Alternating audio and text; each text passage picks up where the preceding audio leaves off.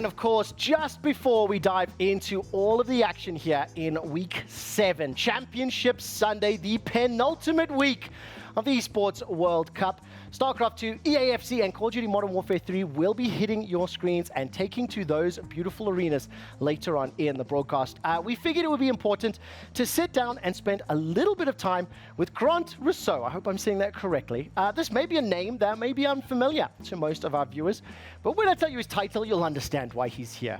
Grant is the Global Director for Esports and Operations at the EWC Club Champion Falcons. Grant, thank you so much for taking the time to join me. Congratulations. Thank you so much. It's still not quite sunk in yet. I imagine, look, listen, the victory lap has only begun. I'm very grateful that you've taken a pit stop here at the Central Broadcast. Just before we dive into talking about the entire event, the club's performance, could you give us a little bit of introduction? What do you do for, let's say, the average gamer? And maybe how long have you been in esports and with Falcons? Sure, so I've been in esports about 8-9 years now, jumping around here and there, but I've been with Team Falcons for 2 years. I joined them when they were very much at the top of MENA, but perhaps hadn't taken that jump into the global. And effectively with my title, my job is to help bring Team Falcons to the global wider audience and to create teams capable of winning on the global stage. And obviously as EWC got announced, that then became let's go win EWC. So it's all the operations and building the teams and all the systems behind that. I'm very grateful that you've done a lot of interviews. I can hear it in the answers. You've simplified that a lot, not only for me, but for the viewers. As somebody that has seen nearly a decade of esports firsthand, we're briefly discussing League of Legends background. Just quickly before we jump into the team and the club's performances, what do you make of the arena? What do you make of Boulevard City? And actually seeing EWC become a reality?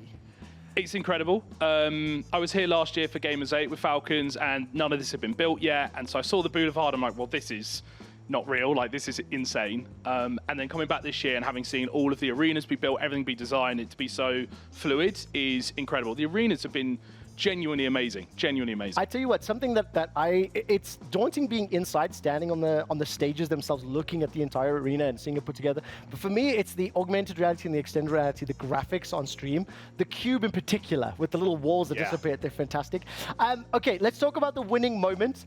Week 7, day 3, with 4 days of competition left, well, 5 technically. Team Falcons, that we actually have a little bit of footage here. I must ask you, the entire crowd, how do you feel personally when you see these moments replayed, bearing in mind this is what, 12 hours ago? I keep getting really emotional because I've worked with these staff for 2 years now, and obviously for them, some of them been at Falcons longer, and it's just knowing like how incredible all the staff are and how seriously hard everyone worked for this. Once this became a goal of ours, like how much Dasari and the rest of the team around him worked. And yeah, I mean, I get emotional. I know 12 hours ago, everyone you see on that screen right now was just crying. Yeah. Like, we were all just in absolute tears. I will say this as well. Obviously, the local audience and fandom will have a slightly deeper or richer connection to certain games, certain titles, specifically EAFC, specifically with Dasari. That's a deep one. I loved watching all of the Falcons versus anyone matches. The performances were great. Let's actually talk about, let's say, the overall impact that the Falcons teams have had. It's been a topsy-turvy ride. That's the way I'll phrase it. I actually have got a bit of an overview for you in terms of how Falcons have performed in each of their respective games. We can see the club championship points just a second ago. Let's talk to some of the competition firstly. Team Liquid, Team One. The fact that we're standing above them, as somebody who is very familiar with those orgs, those clubs, you've got to be happy with that. Yeah, I mean, we came into this, we kind of identified sort of 5-6 teams that were going hard for EWC as well, and have been very much like measuring how we could do versus them. Probably overthinking it far too much about, this maths and that maths, but it does feel good to be at the top. Like, these are teams that I've admired my whole career. Like, I've always wanted to join up with these kind of teams, and to be at the top of that is a dream come true. I'm gonna put a bit of an inflammatory sentence in your mouth, so you can pass or no comment if you want to. How good does it feel knowing that Steve, Alban, Joe, Sam, they're all below Grant right now? Is this a no comment? That's a no. Yeah. Yeah, that's a no comment. Okay. I'm good friends with all of them as well, just so we're aware. Okay, let's talk about Falcons, the event overall. We've got another graphic that will show, let's say, the placements and the points accrued thus far. I mean, Call of Duty Warzone in week 1, 1,000 points, Free Fire. But what's impressive to me, first, second, third, fourth. Then we've got a couple of blips as the weeks have gone on. Yep. Let's talk specifically about the highs. Warzone, Free Fire, second place at MSC and MLBB. How do you reflect on that? How do the teams feel? Because they're just one piece of a bigger pie. Yeah, I think, like, it sounds weird to say over 8 weeks, oh, we came out the gates fast, but it really worked because there wasn't like the pressure of the club championship yet. We didn't really know how it would go. So I think the players played very freely. So we had a strong Warzone team, we had a strong MLBB team, and we knew they'd do well and picked up first, second. The Free Fire was, I'd admit, like a bit unexpected. We knew they were capable of top 4, but to then finish first was just crazy. So obviously we kind of got that early lead. Well, listen, you mentioned Free Fire. I've got a little bit of video packages just to talk through some of the games. This is also going to be a little bit of like a personal story time for me because I've had to learn a lot of these titles for this event and for hosting this role. Free Fire blew my mind. I see you there, Grant. You are jumping and screaming. For joy. Actually, do you know what? Production, could we roll that back to the beginning of the clip? And what I'll do is I'll ask everyone to watch it right in the middle of the very front row of fans. There he is. There he is. Look at Grant. There we go. We even got the slow-mo. I will say, we haven't prepared this. I've not seen that footage personally. Grant, are you proud of yourself for letting go that much? You should be. Honestly, I'm. People know me. Like, I'm so emotional with what I do in esports. I don't hold back, and I connect with the players that way. When we won this, like, I just went. I mean, I can't swear on this, but just went absolutely mental. Like, absolutely mental. My producer's saying ballistic's a good word. You went absolutely ballistic. I had a lot of fun with Free Fire. It was my first introduction to the competitive side of it. Those monster trucks, they've become a running meme, and we feature them on nearly every week of broadcast since week 2. Let's carry on moving on. Let's talk about Mobile Legends Bang Bang. Second place in this one. We're considered sort of favorites. We're very hyped up, but the run from Solongo Red Giants was huge.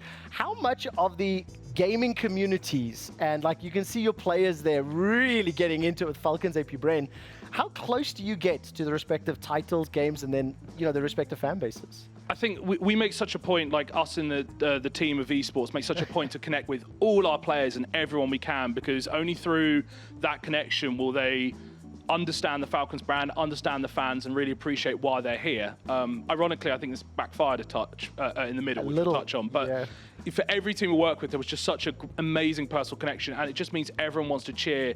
Because a bit like you say, like a lot of the fans here don't know MLBB. A lot of the fans here don't know some of the games, and yet they're at every game cheering for us. I will tell you this as well. When we did get to, especially Free Fire, especially Honor of Kings, the Filipino audiences coming out, like for the handheld games, PUBG Mobile was crazy. We'll discuss this off air, but those Falcons AP Brand jackets, let's talk. Yes. Okay. They are very, very impressive. So second place in MLBB. I had a lot of fun learning the game. We also had the Women's Invitational later on. One of your competitors, Vitality, also unable to pick up the win, so we had some surprises.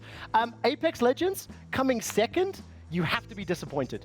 You were supposed to win that. It's probably the main event here where second felt bad. You know, like I wanted consistency, but there was some trophies where like, that's the one. And these guys hit match point first. They had the chances, you know, and it just sometimes, I mean, it's a battle royale. Sometimes it just doesn't land at your feet, but they still do really well. The longest Apex Legends LAN final in competitive Apex history.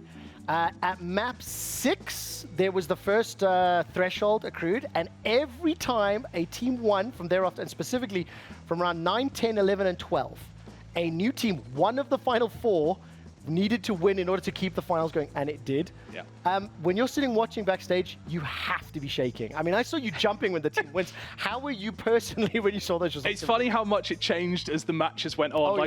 A match, you know, we won game 5, which we hit point, and we were all like, oh, we can do it, we can do it, we can do it. And by map 12 and 13, we're like, we'll take second. We just want to go home. Like we're just at that point. I'm like, as long as we don't fall below second, it's fine. Someone please end. It was, no one had any energy by the end. But, now, before we talk about the most exciting one, in my opinion, let's talk about some of the struggles. Obviously, I think after week 4, started to get some early eliminations. Didn't necessarily have those deep runs. Didn't even accrue club championship points. What do you attribute to that? Because as far as I can see from the outside, the Falcons' approach, I mean, we see here, you know, Street Fighter crashed at 3 players, was huge. Yeah. But also still had high expectations. So is this a little bit of pressure getting to you guys? That's it. I think that week 6, we had Street Fighter, TFT, and Fortnite, all strong teams. I think, you know, it was a bit of a learning point on our part. We reached that point where we knew that, you know, one big win would take us to that threshold of winning EWC. and the players can't help but feel that, you know, and all the fans around, like all the staff around, everyone's around these players just being like, oh, if you do it this week, and I think that was just a learning point on our part that, you know, the players are already dealing with enough pressure themselves, so we couldn't load that on. So we actually completely changed strategy for week 7 and 8, and all the way we interact with teams as a staff, we put completely new rules in place going to EFC, and what was going to be a big week 8, well, hopefully still will be a big week 8 for us to tackle that fact. Now, one of the things that I thoroughly have enjoyed is I've had the pleasure of speaking to various, you know, managing directors, CEOs, you know, very higher people at the respective clubs, partnerships, and one of the new roles and one of the new people I spoke to was an EWC event manager from T1. Right, and that was something that, as somebody that's been around the block when it comes to esports and events, and you know, 20 plus years myself, I sat and I went, I'm sorry, the EWC event, and she explained to me that from T1 with the small number of teams they have, it's her responsibility to look after them. You've also just alluded to how you communicate. So how does the EWC event and tournament change how you interact with the individual game teams? Because for the first time, they are side by side. They feed into one another, and that doesn't exist in the ecosystem. Yeah, I mean, it's logistically the biggest challenge we faced, I think, just to make sure. But we have 5 or 6 staff across the esports team, and we have responsibilities kind of in different teams in different areas. And what we made sure was, as we're coming to this tournament, you know, 3 teams a week, roughly 2 to 3, that someone's responsible for each team when we're just managing individually, even if that wasn't a team we were involved with, even if we weren't a part of it. It was just sheer operations and logistics like ability of the team to make sure that everything works well. Well, listen, it definitely did. I want to go back to the biggest moment, especially in my mind. I had the joy of watching the Call of Duty Warzone tournament. It was on one of the latest games added to EWC. Modern Warfare 3 is ongoing right now. But the boys that you had wearing the Falcon were entertaining, engaging. They also completely like entered and face-palmed the seeding rounds, the solos, gave me hope that they needed to come back. Like, the storyline was just tantalizing. It was the first tournament, it was the first win. When you look back at that, how much do you enjoy COD, be honest? And secondly, what do you make of the players and the org's representation? I mean, I love COD. I'm a British guy, so I grew up on COD my whole life. So, and Warzone, all of my friends play Warzone non-stop during lockdown. So when we were like, oh, we want to look at Warzone, because Call of Duty is a huge game in Saudi. It's one of the big 3. So we had a Middle Eastern Warzone team who were growing, and we also want to bring some maybe another level team, just in terms of like for the global audience. So when we were like, oh, let's look at Warzone, and we started to talk to those 3 guys, and then it got announced, and we were like, well, that's awesome. And so, yeah, like we've been talking to Biffle and Hisoka and Shifty for a while, and as soon as they signed for us, they were like, yeah, we want to commit to you guys. Let's make something cool happen, folks. Let's make something cool happen with EWC. I was excited. They leaned into it as well. Yes. Like, honestly, watching Call of Duty player celebrations, it feeds my soul. It's so passionate. It's borderline too aggressive, but it's competitive spirit, right? And Hisoka in particular, he did not hold any punches. Is that something that you're holding your global director hat on? You're like, let's dial it back a touch? Or do you love it? Oh yeah, it's a mixed bag. It's a mixed bag. I mean, it's a COD culture. You know, I think if you're modeling the Modern Warfare tournament now, I don't think it's any different. It is that culture. So let them be, but also, you know, let's remember that, you know, there's grace in victory. Oh yes, and all of that. Yes, you know what I love so much. Viewers at home, you may not have been able to see Grant roll his eyes ever so gently. We've obviously got a couple of footage here. Specifically, the thing that stands out to me is just seeing the boys, Biffle, Shifty, Hisoka, interacting with the crowd. They really leaned into, I think the performative side of competitive Call of Duty is on another big level. Okay, let's stop the celebrations for a moment, because I think it would be inappropriate or it wouldn't be 100% fair if I didn't ask some of the questions that I've seen online, especially on social media when it comes to, you've won the club championship, you did it in week 7, day 3, right? 5 days of competition to go. But you just spammed so many teams to get in, playing the numbers, stat padding, whatever the horrible things are. How do you respond, and how do you reflect on those types of opinions from the wider market? Sure. I mean, yeah, I've been asked this question a lot, not a surprise, and all I say is this, which is, so when Gamers 8 finished last year, and I think they kind of did a sort of a mini championship kind of thing, and we finished 7th or 8th, we sat down as a team and we went, Gamers 8 next year, or at the time we thought Gamers 8 next year, we want to win that, right? It's a thing in Saudi, we want to bring it home for the Saudi fans. You've seen the crowds here, like that's what we need to do. So we started working on it in early September, started figuring out, okay, so there's a good chance this game will be in, there's a good chance that game will be in, and started to build our budget accordingly. And then obviously once EWC came along, that then accelerated a few things, but to be honest, we were very prepared coming in. I think talking about, to be honest, like let's talk about the budget, because that's a lot of people ask about, is our budget is not that vastly different to sort of the 2-3 top teams. I mean, I do believe we're not the top budget. I might be wrong. I'm sure there'll be some things about it anyway.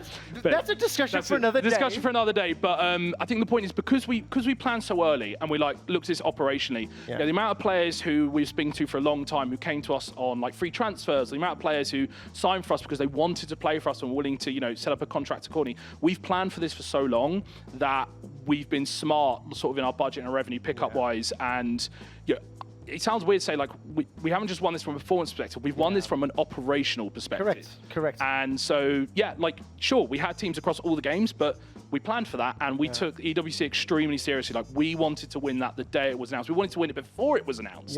So for us, that's what our goal was, that's what our focus was. I mean, when I look at a lot of the other clubs participating here at EWC, I think Twisted Minds, Vitality come to mind as let's say, runner-up and third in terms of broadening their reach and their scope. I've had the pleasure of speaking to several people from Team Vitality, and I said to them, it's great to see how much Asian representation you have under the Vitality logo. It's not something I'm familiar with. I know them for CS and League of Legends.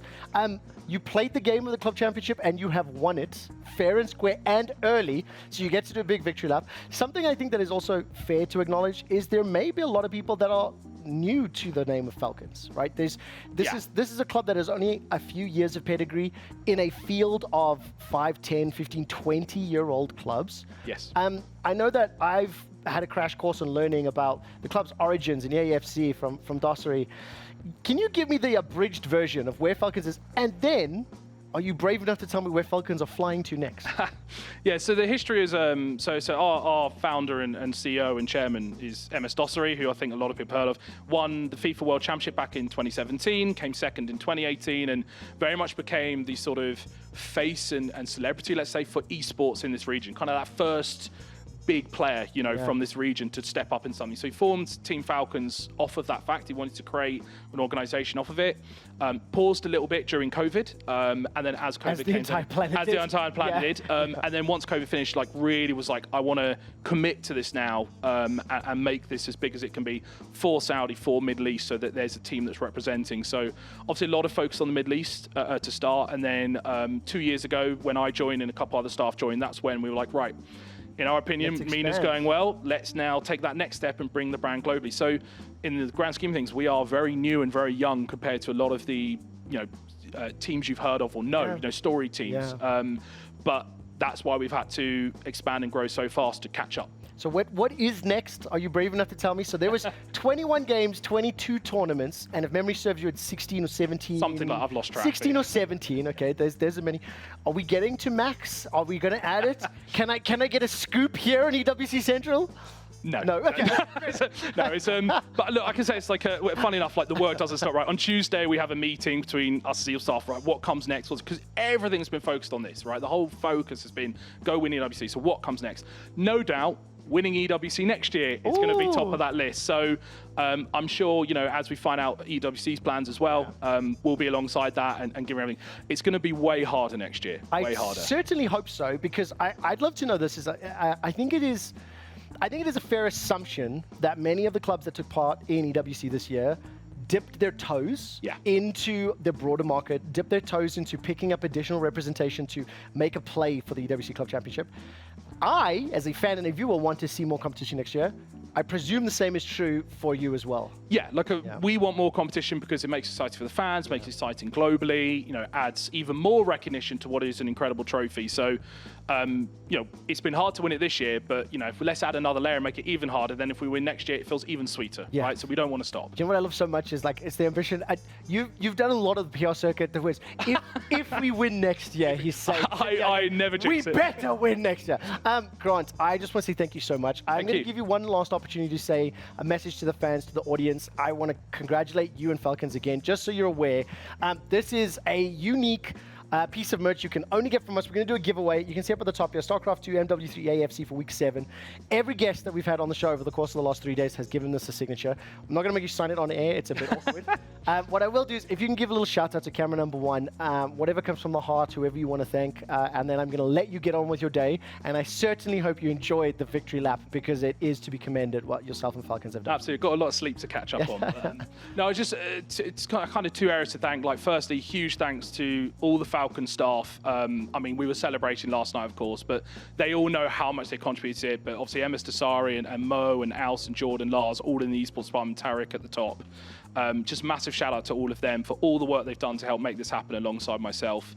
And secondly, to all the fans, like, I did not appreciate or understand Falcons when I first joined, but now I never want to leave. And to bring in even people like myself and to include me in the Falcons family and include all of us in the global team, the Falcons family, to cheer us on and celebrate with us. I can only, and there's only so many times I can thank, but thank you so much. Like, it's incredible. And I hope you're here in week 8 cheering all our teams for hopefully another couple of trophies to close it out in the best way. They're going to be here today. True, yeah. There's no doubt in my mind.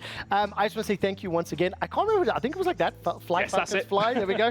I remember.